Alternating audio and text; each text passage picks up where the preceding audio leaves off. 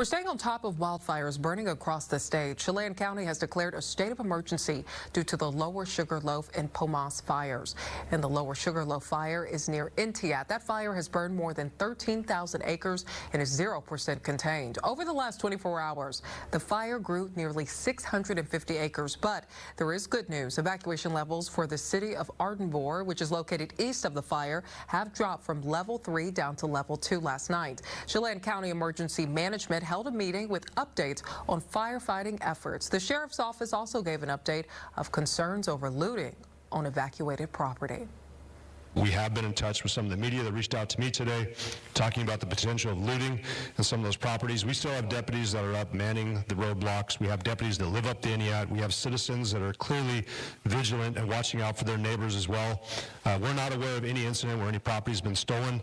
If that is something that is happening, please, if you see something, say something.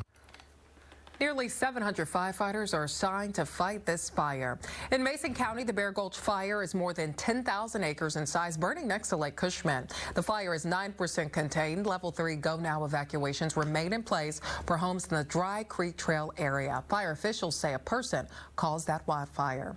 To understand more about the recent rise in fire activity in our state, we're joined by Ryan Rodrug of Washington's Department of Natural Resources. Thanks for being here, Ryan. Thank you for having me. So how many wildfires are currently burning in our state? Well, right now we have 12 large active wildfires burning in the state. We do have significant resources committed to those fires. As you mentioned, some of them are continuing to expand in acreage, but on the majority of them, crews are making significant progress. Is this number of fires different from last year? Should we be concerned? Right now, we are below what we track on a 10-year average as far as acres burn. However, with the ignitions, we are right at about our prediction for an above normal season. So we are seeing those ignitions on the ground, but because of our emphasis on very strong initial attack on those fires, especially utilization of air resources, the majority of those starts are being kept to 10 acres or less. How are fire crews managing this recent rise in wildfires?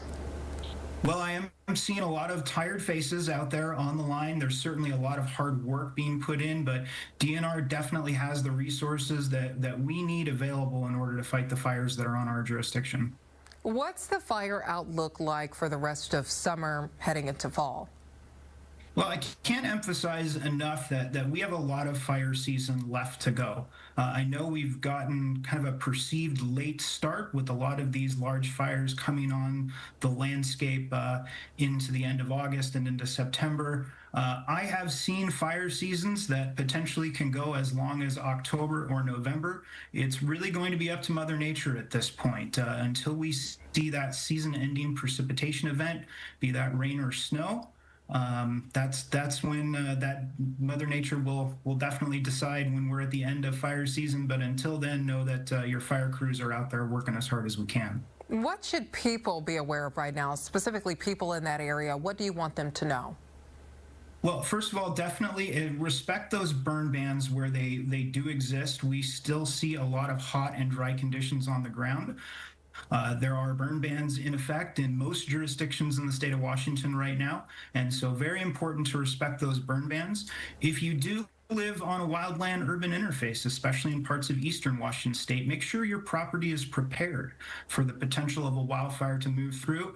And in the event that it does, and you are under an evacuation level, make sure you have a plan in place how you're going to evacuate from your property and keep yourself and your neighbors safe, and also allow our firefighters access to fight that fire. Well, you mentioned you guys have the resources now, but we had Public Lands Commissioner Dave Up the Grove on our show this summer. He said he is concerned about funding cuts impacting wildfire resources in the years to come. Do you share that concern? Funding is always a concern, but as Commissioner Up the Grove mentioned, he'll be working hard with both our state and federal legislators to ensure that we have the appropriate levels of funding to fight these fires and engage in our forest health and resiliency work. Okay, thank you for your time. Thank you.